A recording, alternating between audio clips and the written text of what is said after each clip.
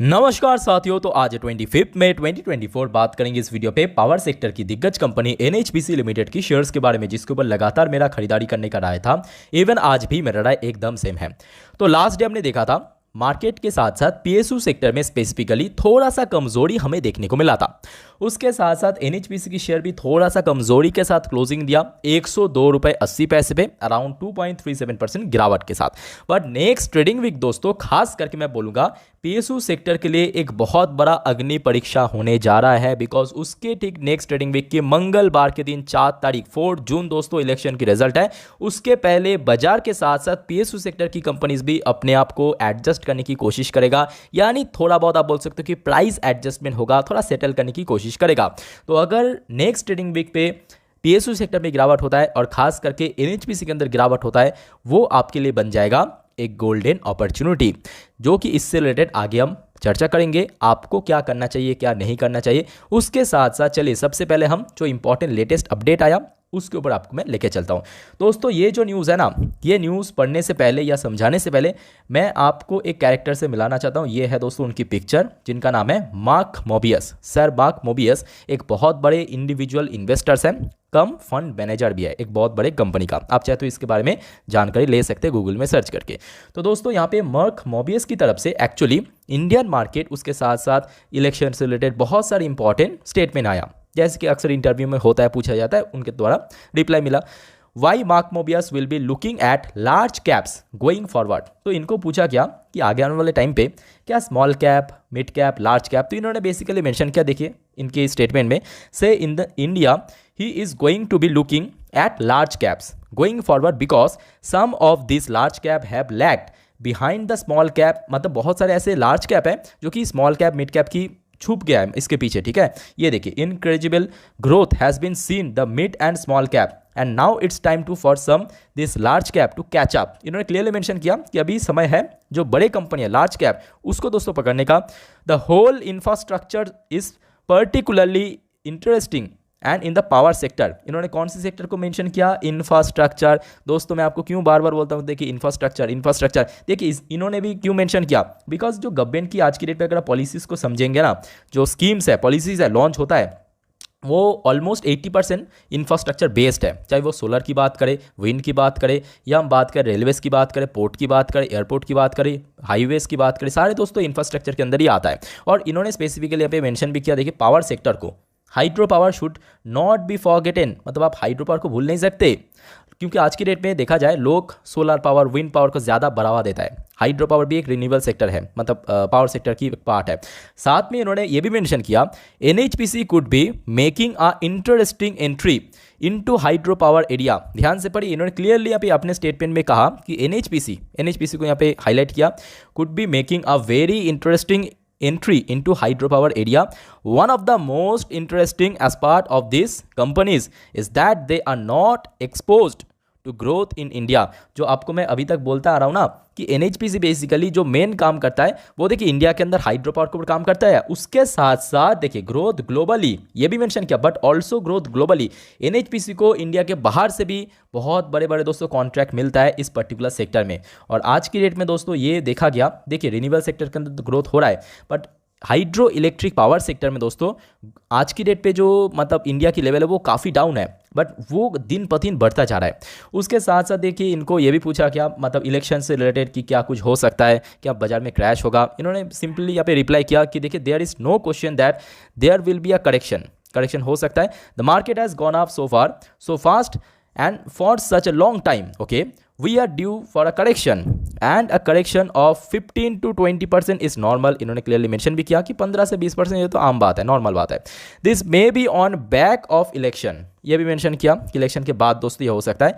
If there is a disappointment about what Modi's election result are, ये जो line mention किया ये बहुत इंपॉर्टेंट है। अब देखिए इस लाइन को आप पॉलिटिकल पॉइंट ऑफ व्यू से ले सकते हो, आप कुछ भी बोल सकते हो कि सर आप तो अंधभक्त है, ये भक्त है, बट ये मेरा कहना नहीं है, ये मार्क मोबियस का कहना है और मैं बस आपको ये न्यूज़ शेयर कर रहा हूँ।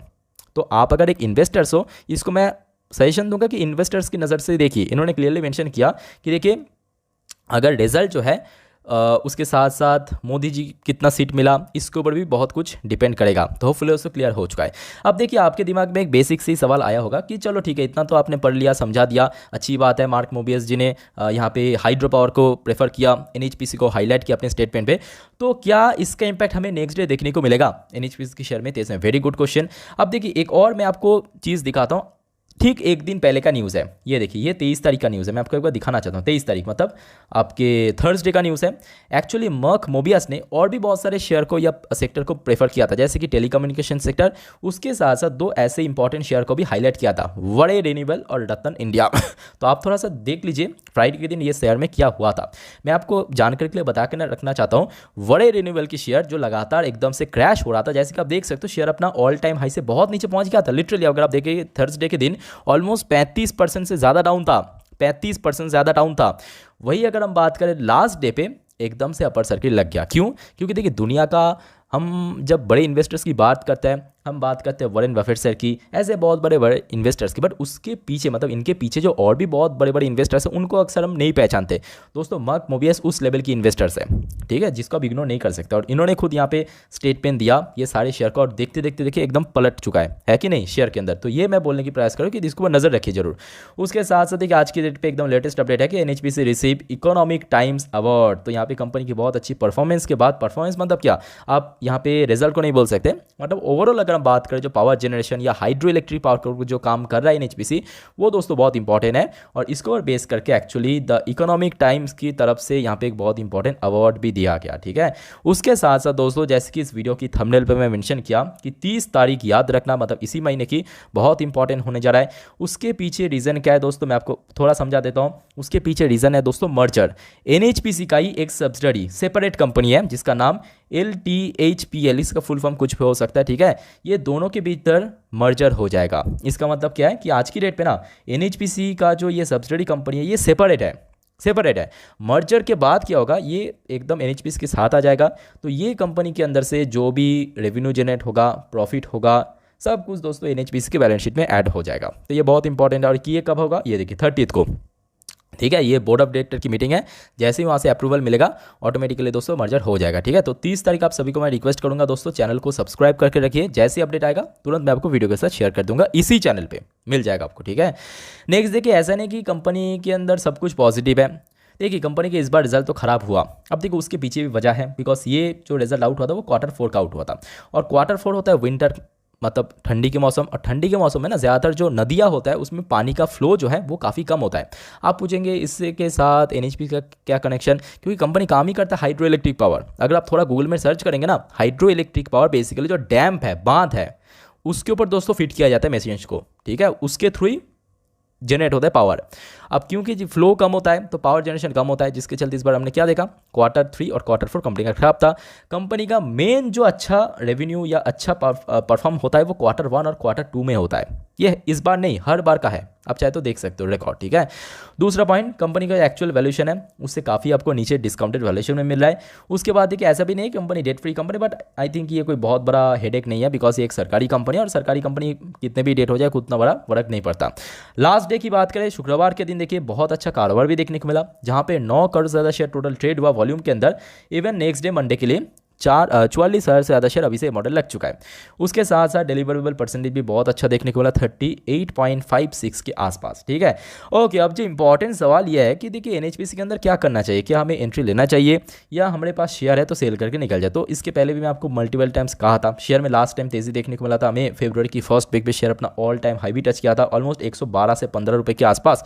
उसके बाद एकदम से करेक्शन, कंसोलिडेशन, और शेयर में धीरे धीरे देखिए लास्ट 1 मिनट में काफ़ी हद तक रिकवरी हो चुका है, ठीक है। अगर हम बॉटम से लेके टॉप तक कैलकुलेट करें, करीब करीब 14-15% शेयर रिकवर कर चुका है। तो पेशेंस के एक अलग इंपॉर्टेंस है, मैं बार बार आपको बोलता हूँ। दूसरा पॉइंट, अगर आपको इन्वेस्ट करना है तो इमीडिएट जो शेयर के लिए जो सपोर्ट लेवल बनेगा नीचे की तरफ ऑलमोस्ट 98 से लेकर 95, अगर शेयर आपको नेक्स्ट ट्रेडिंग वीक पे इस लेवल के आसपास मिल जाता है जरूर जाइए। अदरवाइज शेयर में जब तेजी होगा और शेयर 110 प्लस में पहुंच जाएगा, ऊपर जाके होल्ड कर जाएगा, सस्टेन कर जाएगा, तब चाहे तो आप इसमें एंट्री ले सकते हो। ये 2 एंट्री पॉइंट मैं आपको बता दिया। बट कोई भी सिचुएशन पे, कोई भी सिनेरियो पे मैं आपको एक ही बात प्रेफर करूंगा, पेशेंस रखिए, थोड़ा पेशेंस रखें, देखना लॉन्ग टर्म में आपको बेनिफिट मिलेगा। बाकी दोस्तों कोई डाउट्स है कमेंट करके बताइए। फिलहाल इस वीडियो को वाइंड अप करता हूं, मिलते हैं नेक्स्ट वीडियो पे, तब तक के लिए टेक केयर, बाय बाय, जय हिंद।